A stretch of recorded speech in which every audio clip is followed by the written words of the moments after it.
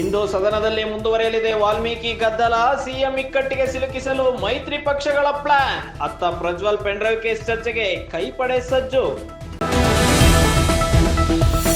ರಾಜ್ಯ ಸರ್ಕಾರಿ ನೌಕರರಿಗೆ ಬಂಪರ್. ಆಗಸ್ಟ್ 1ರಿಂದ 7ನೇ ವೇತನ ಆಯೋಗ ಜಾರಿ. ರಾಜ್ಯ ಸಚಿವ ಸಂಪುಟ ಸಭೆಯಲ್ಲಿ ಮಹತ್ವದ ನಿರ್ಣಯ. ಖಾಸಗಿ ಕಂಪನಿಗಳಲ್ಲೂ ಕನ್ನಡಿಗರಿಗೆ ಮೀಸಲಾತಿ ಮಸೂದೆ. ಎಲ್ಲಾ ಕೈಗಾರಿಕೆಗಳಲ್ಲೂ 100% ಮೀಸಲಿಗೆ ಸಂಪುಟ ಅಸ್ತು. ಎತ್ತಿನ ಹೊಳೆ ಯೋಜನೆಗೂ ಗ್ರೀನ್ ಸಿಗ್ನಲ್. ಇಡಿ ಅಧಿಕಾರಿಗಳು ಕಿರುಕುಳ ನೀಡುತ್ತಿದ್ದಾರೆ. ತಮಗೆ ಬೇಕಾದಂತೆ ಹೇಳಿಕೆ ನೀಡುವಂತಿದ್ದಾರೆ. ಜನಪ್ರತಿನಿಧಿಗಳ ವಿಶೇಷ ಕೋರ್ಟ್ಗೆ ನಾಗೇಂದ್ರ ದೂರು.